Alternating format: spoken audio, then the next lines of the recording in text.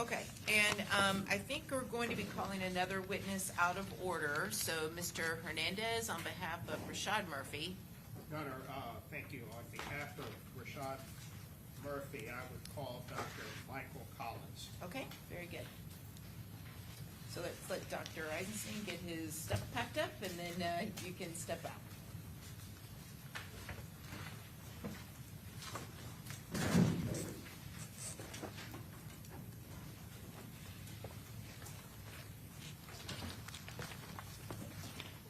Is it okay to stay while other witnesses, in this case? I don't have an objection. Does Okay. anyone object? No objection from the Sure. Okay.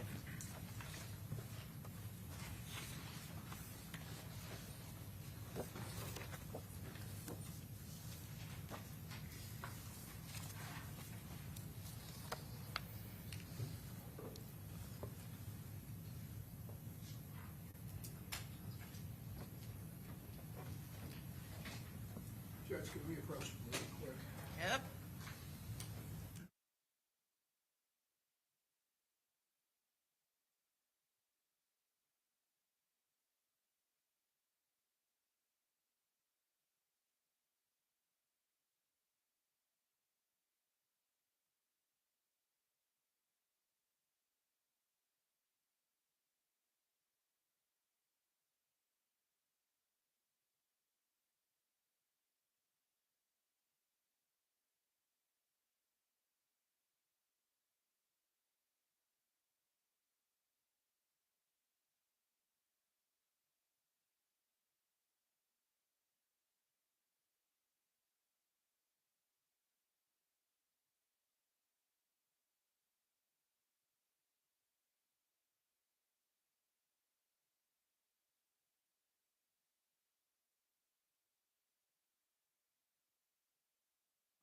All right, come on up.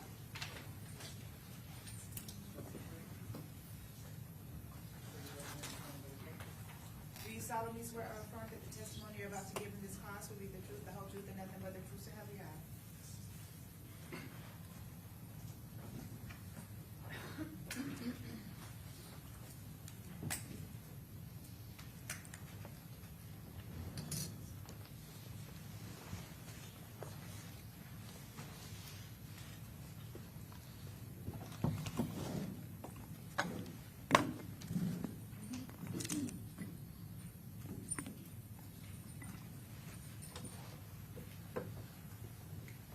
All right, very good.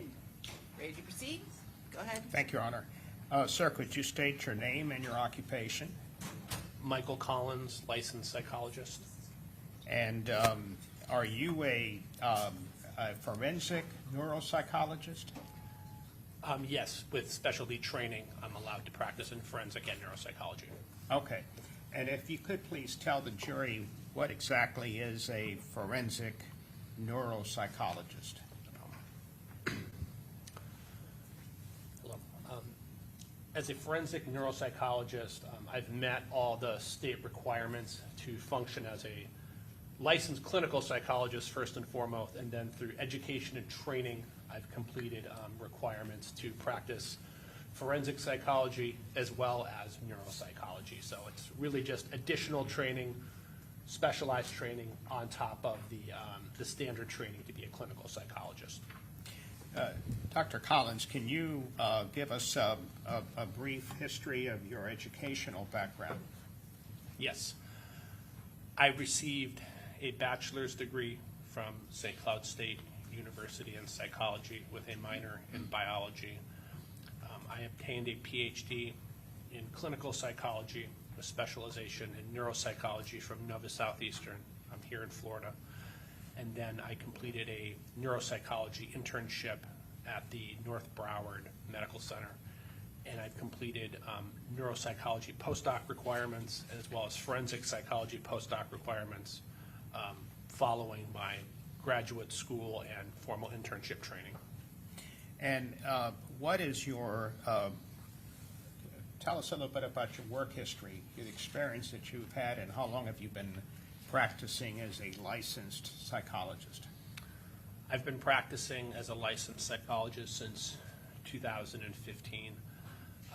Since then, The majority of my work has been in clinical neuropsychology, conducting neuropsychological assessments for individuals with cognitive dysfunction, or doing working on forensic cases, competency, sanity, risk assessment, mitigation, and so on.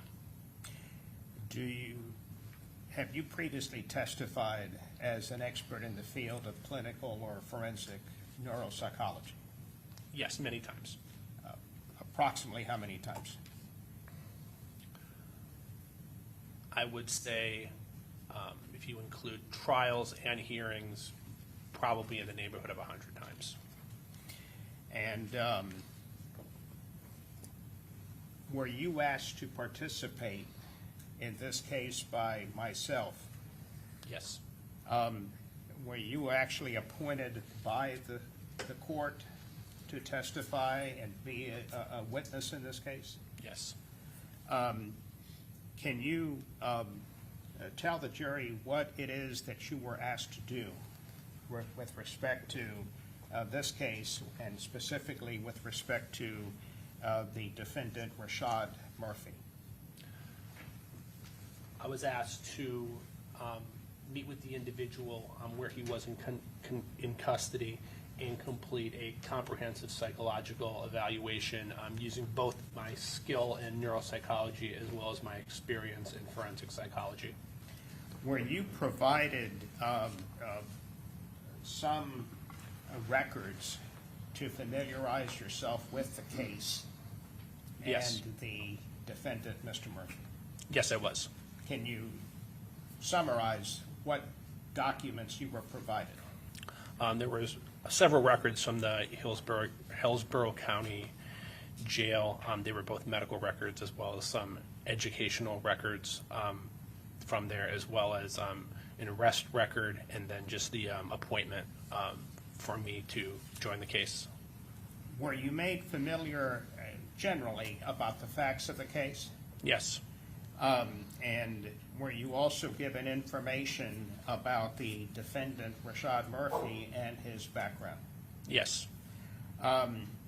You said you met with, or did you in fact meet with Mr. Murphy at the jail? Yes, I met with him on 2 different occasions. Okay. And approximately how many hours did you spend in the 2 occasions that you met with Mr. Murphy? Each visit was about an hour and a half to 2 hours. Okay. Now, is meeting with the defendant, is there more than one purpose? Is to talk to him, to find out if he's cooperative? Would that be one of the things that you would want to determine? Yes, certainly. The individual's willingness to be forthcoming and cooperative with the evaluation is critical to any opinion that I can draw. Now, in addition to just interviewing him, talking to him, were there certain tests that you were that you felt necessary to conduct? Yes, I conducted several different tests with him. I screened for his cognitive skills. I looked at his effort and any presence of possible malingering, and then I specifically looked at factors related to possible trauma or stress that he has endured. And was Mr. Murphy cooperative with you? Yes. And I think you mentioned, and we can go back to it more specifically, but you mentioned one of the things would be to determine whether or not there was any malingering going on, correct? Correct. And did you find any evidence that he was in any way malingering? No. My opinion that I took away after meeting with him was that he put forth his best effort, and any measures that I administered, he was able to pass, showing that there was no signs of poor effort on his behalf. Now, if you could go a little into detail about the different tests that you conducted to give the jury an idea of what each test, what is the purpose of each test, and what your findings were. Yes. There's really 3 different levels of the testing that I completed for this evaluation. One was really just a basic cognitive screening to get some type of understanding of what his cognitive functioning would be, and if there would be any cognitive factors that would potentially be of interest for the case. He completed both a cognitive screening that looks at various cognitive domains, as well as a pre-morbid intellectual test. Both of those measures came back as average functioning, indicating his overall intellectual skills were in the average range, and there was no red flags with regards to any of the cognitive screening that I conducted. I also administered multiple measures of effort and malingering testing. Those are important just to ensure that the results that I'm getting during the evaluation can be indeed considered to be valid and reliable, and that his reporting to me can be considered to be accurate. And then specifically for this case, I conducted some measures in relation to his mental condition. In this case, it was post-traumatic stress disorder, and so I administered multiple checklists as well as conducted a comprehensive interview with the defendant in order to get a feel for how significant were there any events that brought on trauma, and would this be something that would be, relevant to what I was asked to do in this evaluation. Now, I will ask you in a little bit more specifically about what you just mentioned, the post-traumatic stress disorder. But in addition to the test, you interview him, correct? Correct. And is part of the interview information about his background, his childhood, the environment that he grew up in, things of that nature? Yes, that is a portion of the clinical interview that I conduct. Okay. And do you compare what he's telling you to the records that you were either provided with from the jail or from other sources? Yes, when they're available, I can, yes. Okay. And did you find any inconsistencies between what he told you and what the records reflected? No inconsistencies that I was aware of.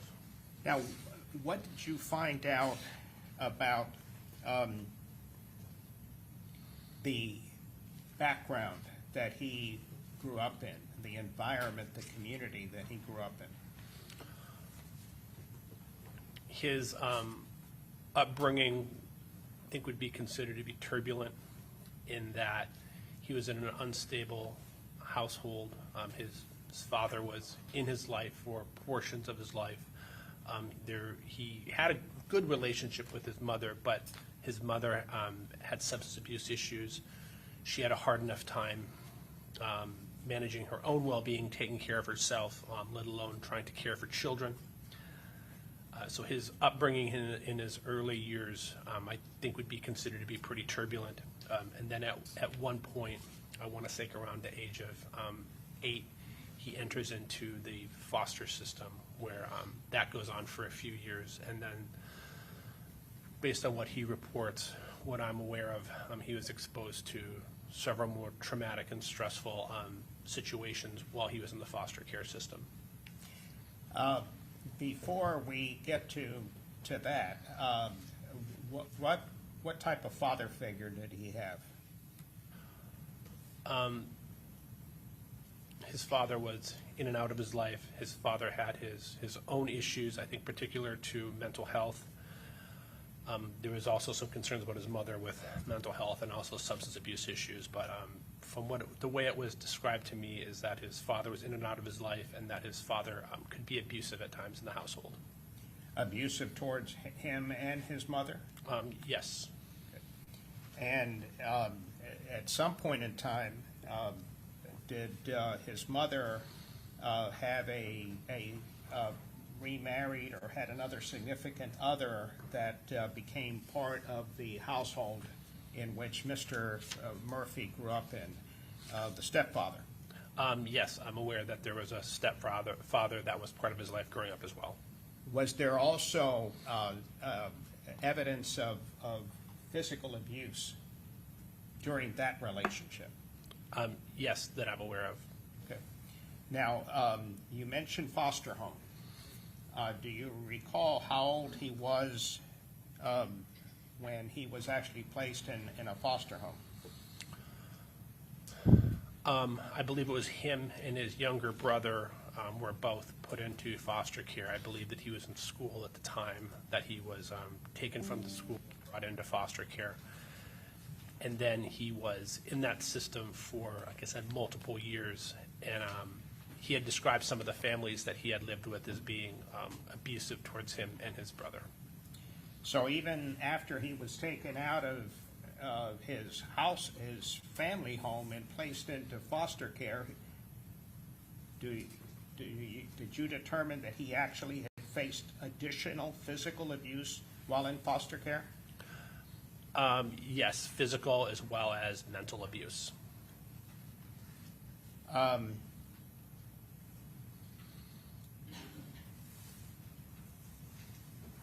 You mentioned his mother, that he loved his mother.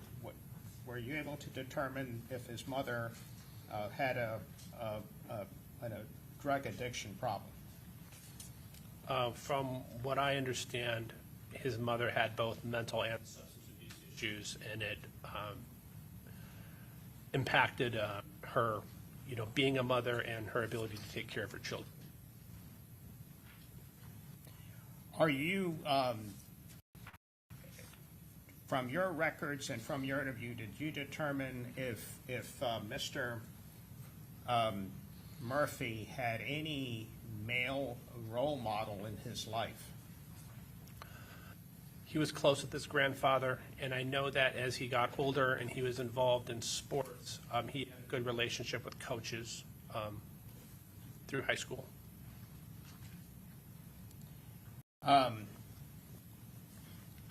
Are you familiar with, did you gather information about the neighborhood, the community that he grew up in when he wasn't in foster care? From what I understand, it was a pretty tough neighborhood with violence throughout the area that he grew up in. Are you familiar with an incident that happened in 2023 when he was shot at? Yes, I'm aware. Please tell the jury about that. In 2023, I believe he was in a car and another vehicle or somebody came by and they shot at the vehicle, I want to say like several dozen times. What did you do? Were you able to determine his relationship with his fiance, his relationship with his children, and his relationship with his siblings? Are you able to provide any information about that? Based on what he told me, he has been in a relationship with the same woman since high school. I want to say like 15 or 16 years. They had, I want to say, 4 children together, and then that they were also helping take care of his younger brothers after his mother passed. Are you familiar with other childhood friends, or some of his childhood friends that were actually killed? Yes, he told me that. And these are things that he experienced? Yes.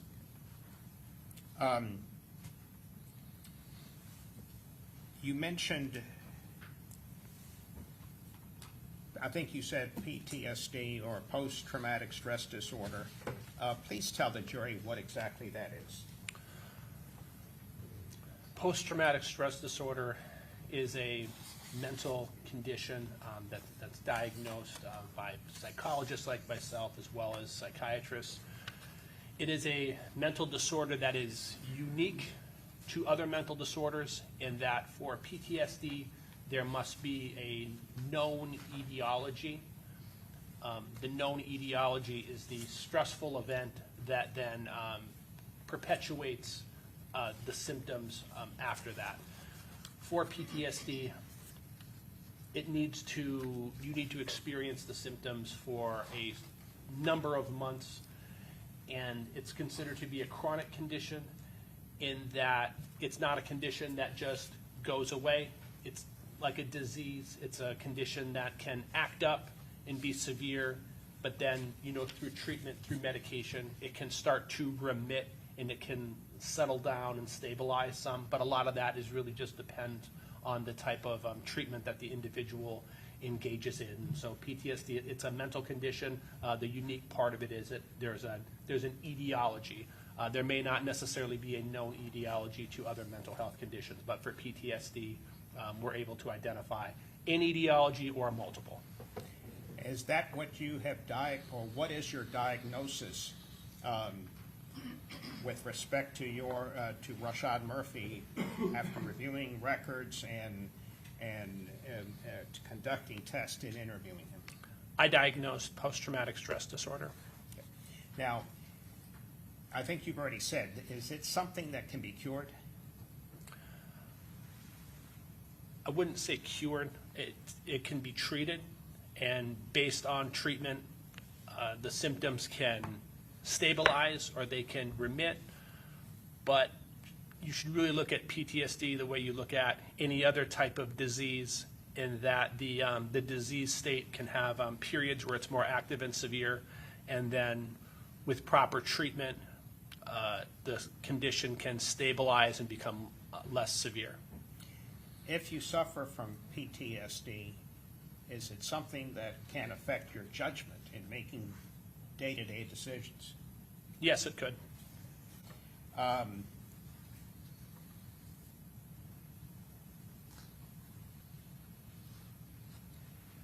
And on the same lines, does it limit your judgment with respect to decision-making? It could, yes. And is it something that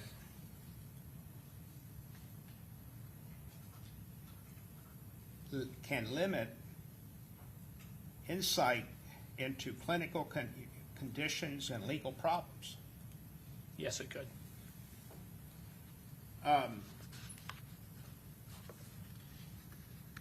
Is there anything in your analysis, evaluation, that would indicate that Mr. Murphy,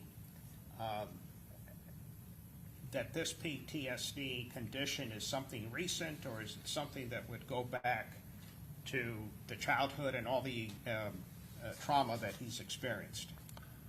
So in this case, the first known events date way back into childhood. So those would be the first events that would, trigger the diagnosis. Now, as he's gotten older, he's been exposed to more incidents of deaths, more incidents of violence. Those would just be additional stressors on top of the origin of where the PTSD stems from. Now, I would like to show you some exhibits and ask if you're familiar with them. I'm going to obviously take one at a time. I have divided it into three. I'm just going to do this one at a time. Education.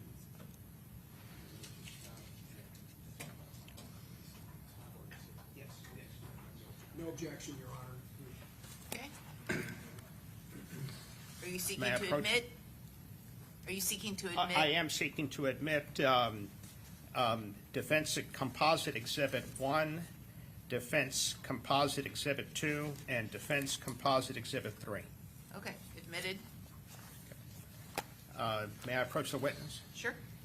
Doctor, I'm going to show you what has been admitted into evidence. Well, do you want to put it on the Elmo or? Oh, well, I was just going to show it. Well, it's been admitted, so you can go straight to publishing it.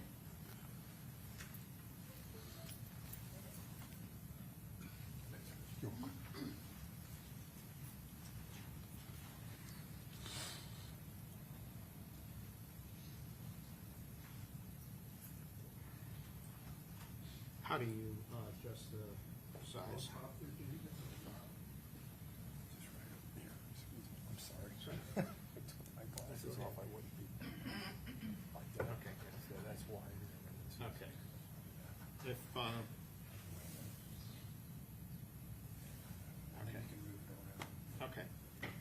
Sir, if you could look at the screen, and this is a defense exhibit number 1, and I'd ask if you could identify it. This is a high school diploma for Rashad Murphy. Okay. And related to that, part of the composite exhibit, do you recognize or having seen that before? This is an official GED transcript. And does this indicate or support what Mr. Rashad told you, that he did complete his GED requirements and got his high school diploma while incarcerated at the Hillsborough County Jail? Yes. Now, I'm also going to show you defense exhibit number 2, which is sort of a different category, but I'm going to have to take them pretty much one by one to see if you recognize these documents.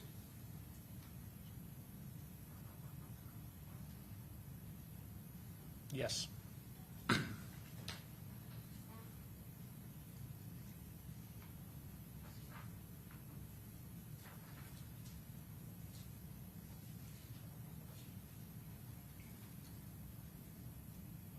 Yes.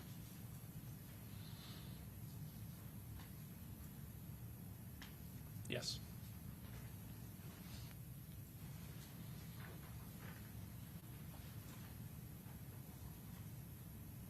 Yes.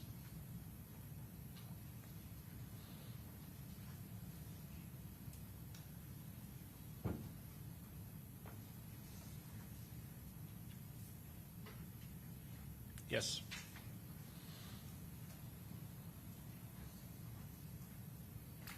Yes. So far, these exhibits that I've shown you, what do they represent? Religious coursework that he was completing while he was in custody. Okay. And are you aware that he also taught some classes to some inmates, Bible classes? I'm not sure if I heard that before. Okay. Also,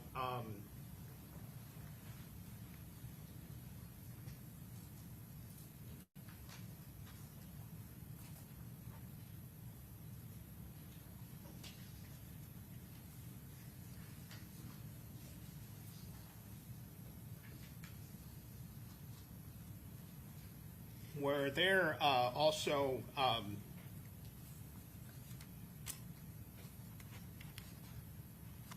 other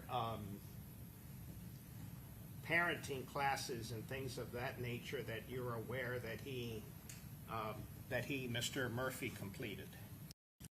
Yes, I'm aware that he completed those while in Would custody. it be, so in addition to religious, Bible studies, things of that nature, you aware that he also has been active in taking a series of self-help classes while in custody? Yes. And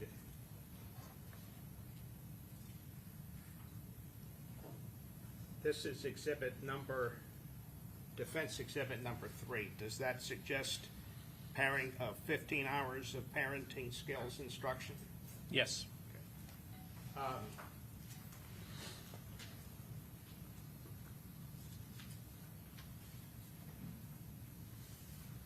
And when I refer to self-help, would this be another one of those types of classes, Yes, I believe so.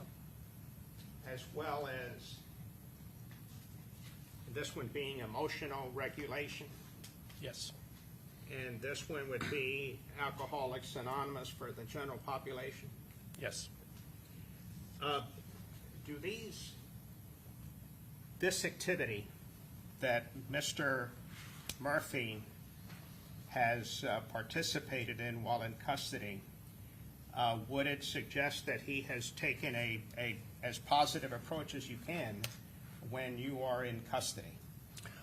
I'm not sure everything that he was offered, but it does show that he put forth effort to completing some of these educational requirements while he was there that he would see to be helpful. Did you see any records whatsoever that he has been a problem while in custody? None that I'm aware of. Do you have any opinion as to whether if he spends the rest of his life, be sentenced to life in prison, that he would be a troublemaker or otherwise, as opposed to a troublemaker, someone who would be a positive influence to other inmates? It's impossible for me to predict the future. Certainly, he would be encouraged to put forth the same effort in any correctional setting, to participate in their mental health services, to participate in any parenting programs, to participate in any religious programs. Those are services that should be available that, would be recommended for him to continue doing going forward. Backing up a little bit, before he was incarcerated, did you determine, do you have an opinion or able to determine if he pursued lawful employment? Yes, he had reported that he had worked with several different companies, one being a family-owned company, and I know that they were seeking out housing for him and his family prior to his arrest. And did he, any indication that he, and I think at one point, did he also work for his grandfather's lawn service? Yes, that was the family company. Are you aware about him helping raise his younger siblings, including working jobs at a young age to provide financial support for them? Yes, I'm aware. And are you aware of, or made inquiry and made a determination if he was in fact has been a good father to his children? In terms of what's been reported to me, yes.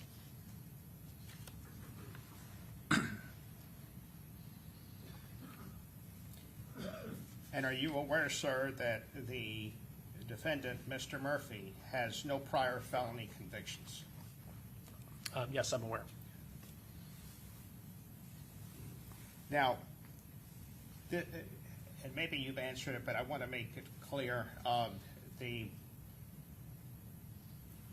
defendant's history of being raised in a violent environment and the abuse that you've testified about, are all these consistent with childhood post-traumatic stress disorder? Yes, as far as I know, these are events that occurred in childhood and then persisted through adolescence and adulthood.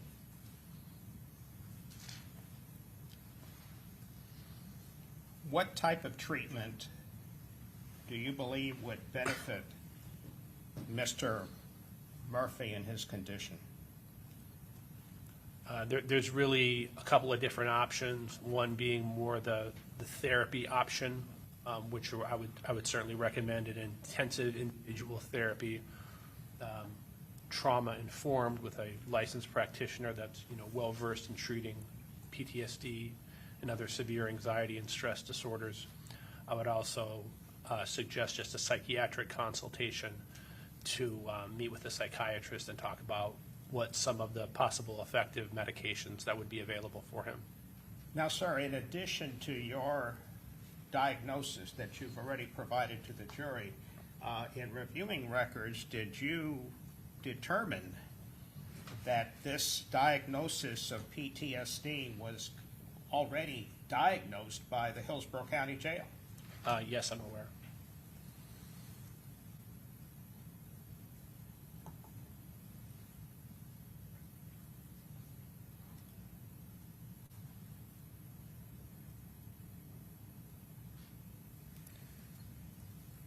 When arrested, are you aware that at that time that he was arrested, he was raising 6 children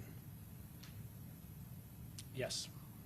and actually was working, receiving, or with the help of food stamps, basically trying to financially support 6 children plus his fiancee. Yes.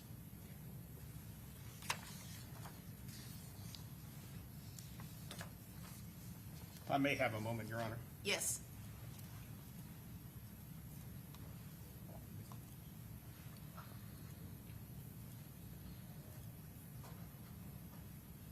That's all I have, Your Honor. Thank you. Okay, cross-examination.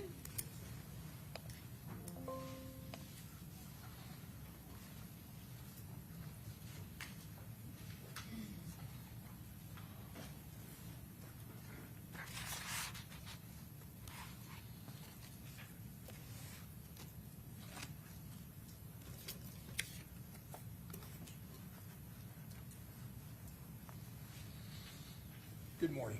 Good morning. Doctor, you are, just to clear this up a little, you're not a medical doctor, correct? That's correct. Not a psychiatrist? That's correct. Okay, so in fact, one of the things you're recommending for the defendant is that he have a psychiatric consultation for evaluation for potential medical treatment, Yes. which would include medications. That would be up to the, Well, potentially include medications. potentially. Yeah. So let me ask you about the Hillsborough County records that counsel asked you about. He asked you, didn't the Hillsborough County jail records, medical records, indicate he'd already been diagnosed with PTSD?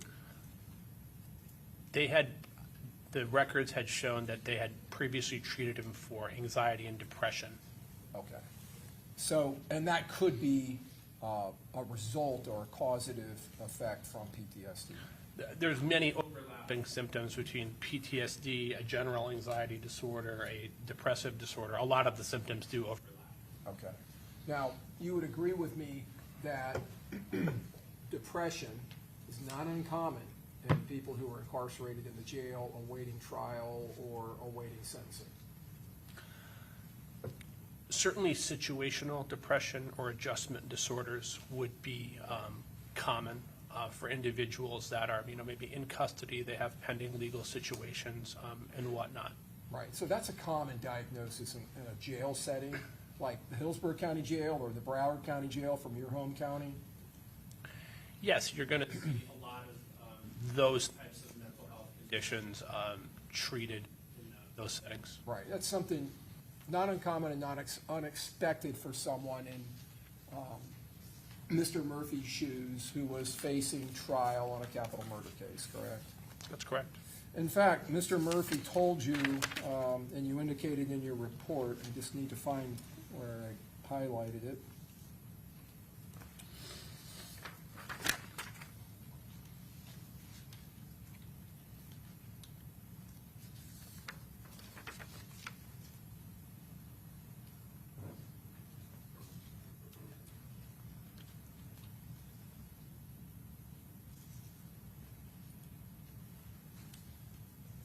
He reported, and I'm looking at page 2 of your report, Doctor, in the second to last full paragraph.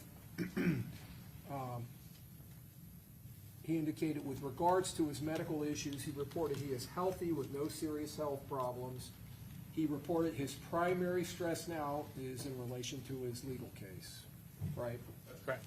And he reported to you that he has suffered from anxiety and depression. He's now in the jail taking medication for depression and anxiety while in jail. Just reading from your report. Yes. Okay. And just to add on to that, anxiety is also not an uncommon event for people who are incarcerated in the jail setting awaiting trial or sentencing. In general, depression and anxiety are the most common mental health diagnoses, not just in correctional settings, but just in the general population. In your testing of Mr. Murphy, Rashad Murphy, for premorbid intelligence and cognitive status, is that he's functioning in the average range. That's correct.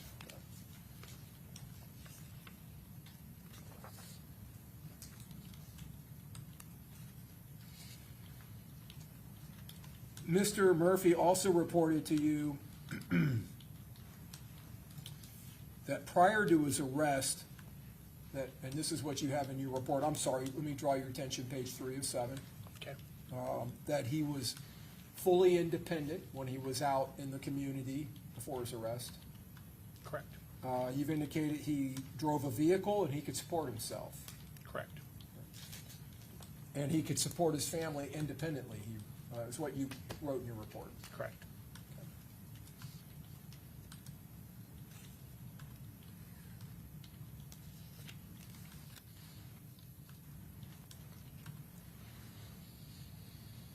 He had indicated to you, and from what you learned in this case, he was a very good athlete when he was in high school. That's what he told me, yes. He excelled at football, I believe, Yes. and he, in fact, he had dropped out of school in the 10th grade because he wasn't allowed to play football anymore or participate. Correct. Okay. And then he was able, here in the Hillsborough County Jail, to get his high school diploma. Yes.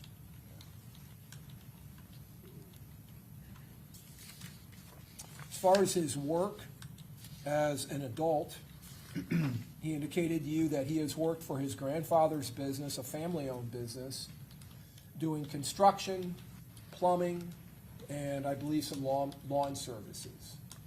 Yes. Okay. And he also reported to you that he'd worked for Amazon? Yeah.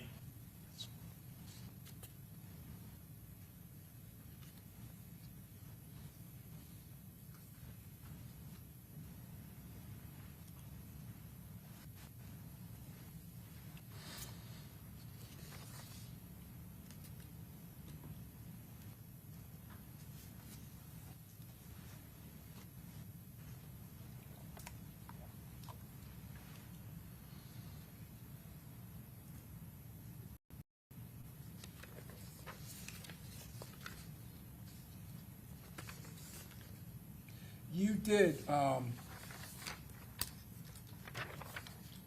administer, well, first you did a diagnostic interview, correct?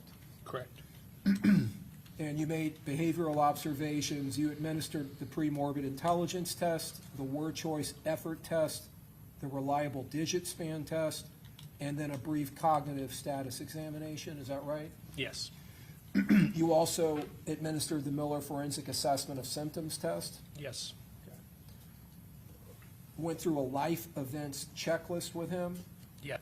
and then you did a PTSD checklist 5.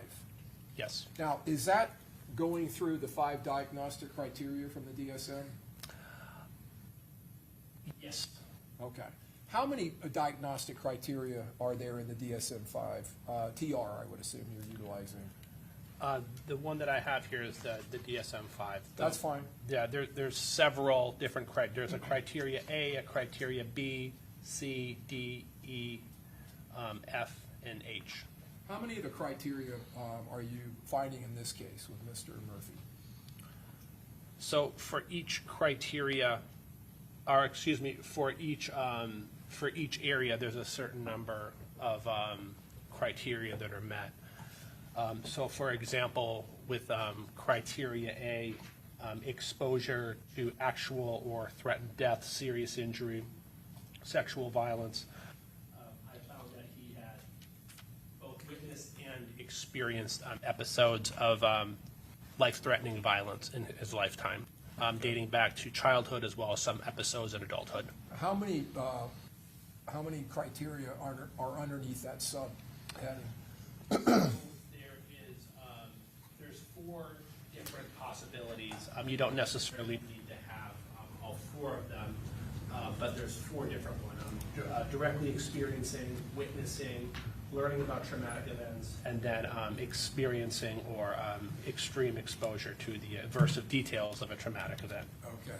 So are you familiar with the diagnostic criteria of the DSM-4 that was The existed? previous? Yes. Yeah, and I just want to note that there's significant changes from 4 to Yes, 5. and that's what I was going to ask you Okay. about. That learning about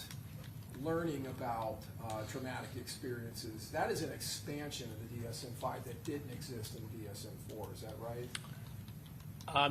Yes, this is something that was added when they got together, when the authors for the DSM-5 got together, they made some, I guess we would say, tweaks to the previous diagnostic criteria for PTSD. A lot of those criteria had existed in the DSM-4, the DSM-3, and prior editions. But the DSM-5, and they've been labeled differently, but that one of learning about trauma through some other source, someone telling someone that, you know, maybe they experienced trauma in combat or something like that, is sufficient to cause PTSD. That is an expansion that was new to the DSM-5. Is that right? Right. It's a change from 4 to 5. And then going to, I guess it would be B. Right, and B is the presence of one or more of the following intrusive symptoms of PTSD. It can be recurrent in involuntary or intrusive or distressing memories, recurrent distressing dreams, dissociative reactions, intense or prolonged distress and exposure, and then marked physiological reactions. And do you find any of those to exist? Yes, for, in this case, nightmares, insomnia, those were both reported to me. No presence of dissociative reactions, but certainly 1 and 2, the distressing memories as well as nightmares. So dissociative reactions, what would that be that you're saying he doesn't have? So that is a dissociative reaction is when somebody may create kind of like a fantasy type setting that they use to distract themselves from the reality of what their stressful situation is in the moment. So when people talk about dissociation, it's a way that they cope with extreme stress in the moment as opposed to facing it, they dissociate. And then what are the next two, I guess, subcategories? The next one is persistent avoidance of stimuli associated with the traumatic events, and then negative alternations in cognitions and mood. And you found those to exist? Yes, I did. Okay.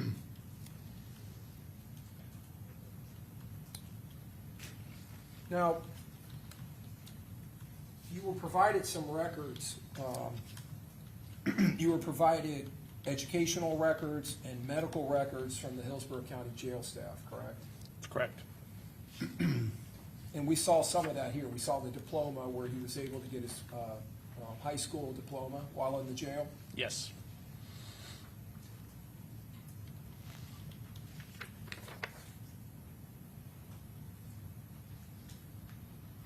Did you receive any records related to his time, the 3 years he spent in foster care? Any kind of Department of Children and Families or the old HRS? I don't believe so. So would it be fair to say that your diagnosis of the traumatic events being the, did you call it etiology? Etiology. Etiology, which would be the events that are really what causes the subsequent PTSD? Is that right? Am I understanding that correctly? I'm not sure if I understand your question. So the events that occurred or he experienced or saw, witnessed while he was in foster care, it's your opinion that it is those events that are now causing these symptoms of PTSD? I would say that would be the initial onset. The initial onset, that's how you would term that? Yeah. Okay. So the existence of the causative initial onset, that would be, if I'm understanding you correctly, and you correct me if I'm wrong, solely based on his self-reporting to you, correct? Yes, initially his self-reporting. I have since reviewed the mitigation report as well. Okay. Now that's a mitigation report prepared by someone who is employed by Mr. Hernandez? Ms. Adams? Ms. Adams, okay. Yes. And did she summarize in there anything that you relied upon, or? Not necessarily that I relied upon, but I did review it. It was consistent with what I had gathered during my assessment. Are these statements being made by, does it include statements being made by someone else or family members? Family members, Okay, but you yourself, you didn't interview any of those family members? no. So now, you administered several measures or tests or scales that test for effort and malingering, correct? Yes. Did you measure or test for malingering as far as your mental status exam or your, I'm sorry, first of all, let's start with your diagnostic interview.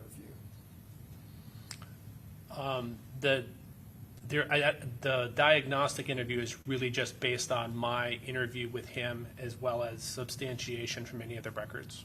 Okay. And that's when he's reporting to you as the historian of what occurred or what he saw when he was in foster care. Correct. Is that right? Okay. So you're relying upon his credibility and his reliability as a historian for that information. Would that be accurate? Yes, anytime I conduct a clinical interview, I'm relying on the individual that's giving me that information. Now, Mr. Hernandez asked if you had some limited information from the underlying crimes in this case in general, the investigation of this case. I see on your report you have an indictment in relation to this case? Correct. So you know what the charges were against the defendant, correct? Yes. And are you now aware of what this jury has convicted him of? Yes. Okay. And other than convicting him of attempted second-degree murder on those 3 attempted murder counts, everything else would be the same, and you're aware of exactly what he is now currently been convicted of? Yes. Okay, all right, just wanted to make sure. Other than the indictment, are you aware of any of the underlying facts of the case? Only what's been provided of me, to me. Have you seen, or has it been provided to you, the videos that depict the actual murder itself? No. The videos or images that depict the defendant's appearance during the time of the murder? No. Are you aware of the very violent nature of the murder and how the murder occurred? To some degree, I'm aware. Okay. Were you aware of the fact that the defendant and his co-defendants transported multiple weapons to the crime scene and fired multiple weapons simultaneously during this event? I don't think I was aware of that, no. Okay. Are you aware of the fact that the defendant was firing a fully automatic weapon? No, I was not aware. And it was being fired in fully automatic mode, rapid fire? You're not aware of that? No. Okay. Were you aware of the fact that his co-defendant was standing just feet away from him shooting an AR-15 chambered in 5.56 NATO at a fairly high semi-automatic cyclical rate? No. You would agree with me, I'm assuming you have some knowledge of 9mm pistols and AR-15 rifles and the percussion and the sound that they cause when they're fired? Yes. And if it's a dark or dimly lit area, or if it's just night and you're in an area that has ambient lighting, it's still going to result in Go ahead. still going to result in muzzle flashes. You would agree with that? In addition to percussion Yes. and burning gunpowder and smoke. Yes.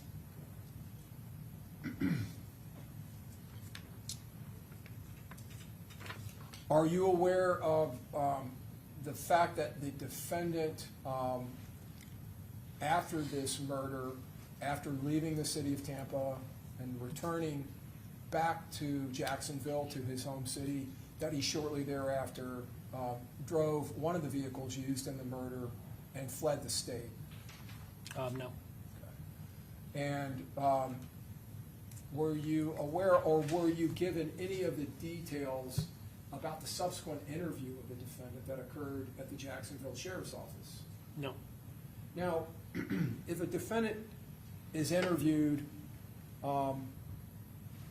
within, say, month and a half of the offense date, and he is being interviewed by the police Is that something that you would want to consider as a neuropsychologist as far as it goes to the reliability of that person as a historian? Maybe look at them being pressure tested in an interview setting like that.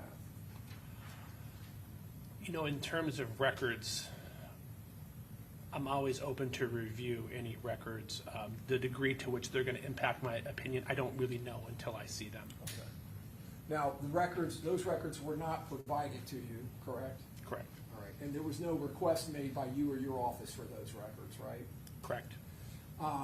If the defendant in the interview with detectives who are interviewing him about this case lied to the detectives, would that be something that you would have considered in evaluating the credibility of the defendant as your major historian in this case?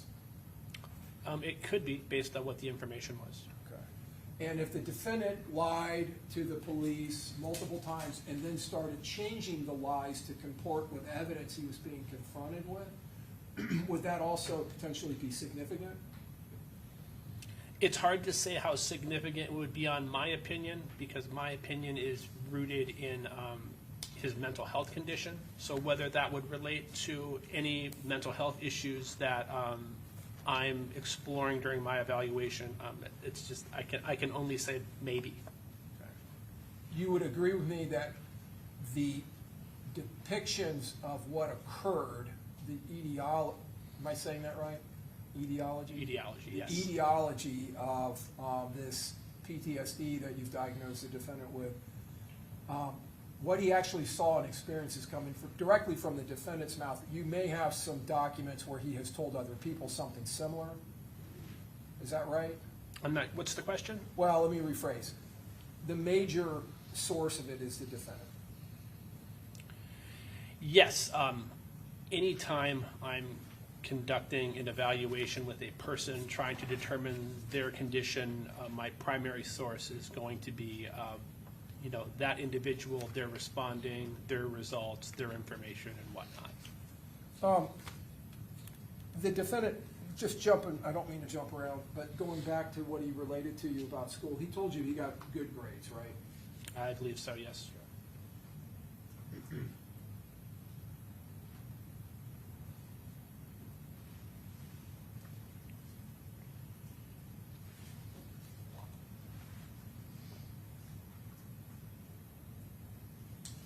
May have one moment. Yes.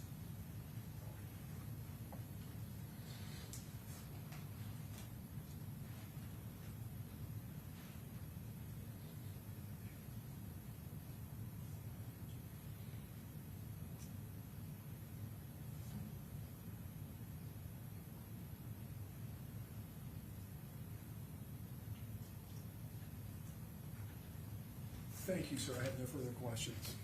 Okay. Redirect? No, Your Honor, thank you. Okay. May this witness be excused? Yes, sir. Okay, thank you. Free to go. Thank you.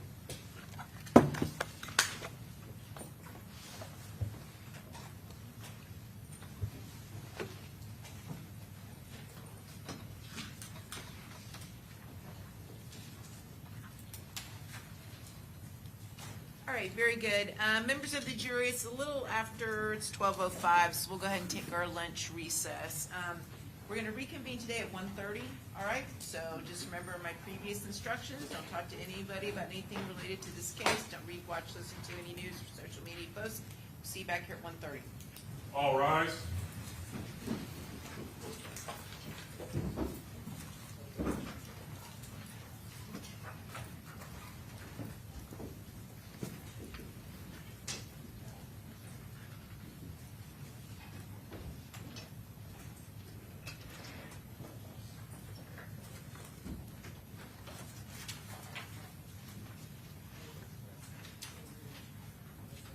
All jurors are out there. Okay, very good. All right, so we come back at 1:30. It's going to be your next doctor, correct? Okay, and then do you have additional witnesses after that? There's 2 inmates, yes. Okay. And are they appearing in person or via Zoom? Okay. And then you're going to rest, Yes. okay? And then who do you, Your Honor, I have two more family members, but I do have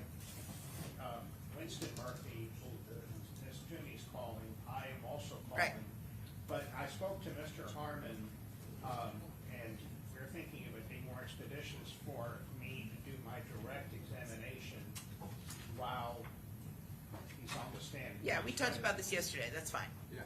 Okay. Okay. And finally, Your Honor, I have a stipulation signed by myself and Mr. Harmon that at some point I would like the jury to read it to the jury. Okay, And very good. When jury comes back, I'll read the stipulation. And then, okay, so it sounds like everyone's gonna have rested by close of business today, is what I'm hearing. So, That was my next question, so. right, We are working on, I wanted to confirm with the court to have an expert here first thing in the morning, but I wanted to remind the court, Dr. Glickstein, as far as I know, still is not available until 1 tomorrow. so how many rebuttal witnesses do you have? I have Dr. Werner, who will be rebutting as to Isaiah Chance and Mr. Davion Murphy, and possibly to Rashad Murphy, to this testimony of these witnesses. Okay. And then Dr. Glickstein, so that's gonna be it. Okay, what's your best estimate on your first witness, how long he's gonna be on the stand? It's a she, Dr. She. Werner, I would say an hour and a half of direct, hour and 15, hour and a half of direct, and then whatever cross. And the cross, I could handle all defendants in the same direct, which is, I assume, what the court wants me Yes. to do. And then Ms. Toomey, and Mr. Petrides can cross her, and if necessary, Mr. Hernandez. I'm still not sure whether she's rendering opinions as to Mr. Rashad Murphy, so. Okay, so about 2 hours, maybe, 2.5 on the stand? Yeah. Okay. It's gonna give us a little bit of time. which Well, we can start a little later tomorrow morning, just so the jury's not just hanging around for hours over a lunch break. Okay. So, and then after your 1 o'clock, doctor, then you would rest? Yes, For your rebuttal? yes. Okay. Okay, so that's fine. Then the only issue is whether or not we're gonna start doing closing arguments tomorrow afternoon once you rest. I'm inclined to. So, which means we need to go over the jury instructions, which means I really need your list of non-statutory mitigators, okay? So, please email them to me or my JA, no later than 3 o'clock today, all right? Okay, very good. See you all back here at 1:30.